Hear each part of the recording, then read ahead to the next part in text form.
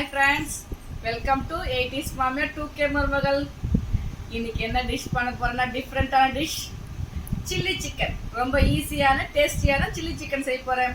வாங்க எப்படி செய்யறதுன்னு பார்க்கலாம். Hi friends, இப்போ சில்லி சிக்கனுக்கு நான் ஒரு 1/2 கிலோ சிக்கன் நல்லா மஞ்சள் பொடி போட்டு வாஷ் பண்ணி வச்சிருக்கேன். பாருங்க, வெங்காயம் ஒரு 2 பெரிய வெங்காயம் பொடியா கட் பண்ணி வச்சிருக்கேன்.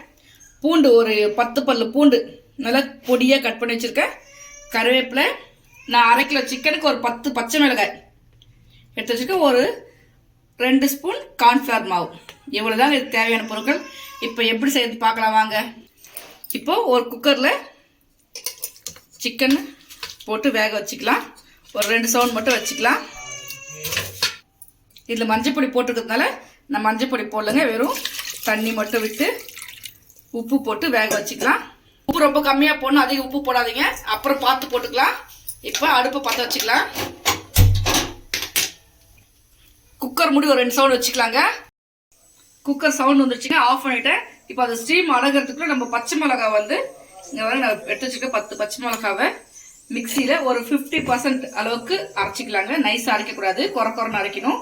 உங்களுக்கு காரம் இன்னும் அதிகம் தேவைப்பட்டா இன்னும் ஒரு 2 பச்சை மிளகாய் எக்ஸ்ட்ரா போட்டுக்கோங்க. வேற நான் பட்டை லவங்கம் அதெல்லாம் இதுக்கு போட போற, தக்காளி அது மாதிரி ஐட்டம்லாம் இதுக்கு போட போறதில்ல. வெறும் பூண்டும் பச்சை மிளகாய் மட்டும்தான். இப்போ இதை அரைச்சிட்டு வந்துடலாம். பாருங்க, பச்சை மிளகாய் வந்து இந்த அளவுக்கு அரைச்சிருக்கேன், நைஸா அரைக்கல. ஒரு 2 ஸ்பூன் எண்ணெய் விட்டுக்கலாம்.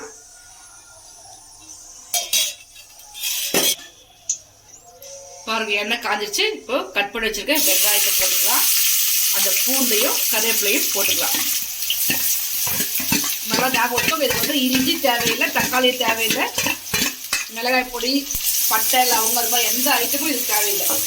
வெறும் வெங்காயம் பொடியா நறுக்கி வச்சிருக்க பூண்டு கருவேப்பிலை, அவ்வளவுதான் இது தேவையான பொருள். இது வெங்காயம் வதக்கட்டும். பச்சை மிளகாய் இப்பயே போட வேண்டாங்க, நல்லா வதங்கின பிறகு சிக்கன் எல்லாம் வதக்கின பிறகு போடலாம். ஏன்னா பச்சை மிளகாய் இப்பயே போட்டால் கலர் சேஞ்ச் ஆயிடும். அதனால பச்சை மிளகாய் கடைசியா போட்டுக்கலாம். வெங்காயம் மட்டும் வதக்கலாம். அவ்வளவுதாங்க, வெங்காயம் நல்லா வதக்கிச்சு. இப்போ சிக்கன் போட்டுக்கலாம். அதுலயே குக்கர்ல சிக்கன் நல்லா வெந்துருச்சு. இப்போ சிக்கன் மட்டும் எடுத்து போட்டோம், தண்ணி அப்படியே இருக்கட்டும்.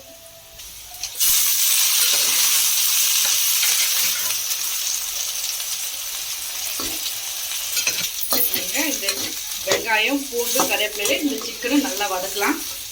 இந்த ஸ்டேஜில் இப்போ அந்த அரைச்சி வச்சிருக்கிற பச்சை மிளகாய் போட்டுக்கலாம். வெங்காயம் போட்டு நல்லா வதக்கலாம்.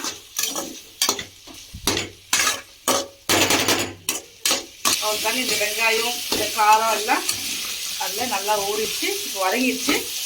இதில் அந்த தண்ணி நம்ம வேக வச்சிருக்க தண்ணியும் இதில் விட்டுடலாம்.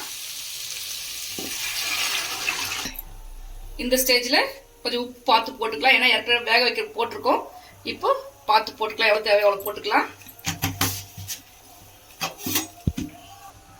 ஒரு 2 மினிட்ஸ் கொதிக்கிட்டோம், நல்லா மூடி வச்சிடலாம்.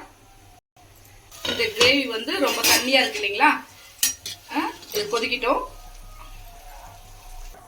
நான் கார்ன்ஃப்ளவர் மாவு 2 ஸ்பூன் எடுத்து வச்சிருக்கேன் இல்லைங்களா, அதுல தண்ணி விட்டு கரைச்சிக்கலாம். பாருங்க, நல்லா கரைச்சிட்டாச்சு. இப்போ நல்லா கொதிச்சிருக்கு. இந்த ஸ்டேஜ்ல இந்த கார்ன்ஃப்ளவர் கரைச்சி வச்சிருக்க கார்ன்ஃப்ளவரையும் சேர்த்துக்கலாம். இப்போ இது ஓரளவுக்கு கொதிக்கிட்டோம்.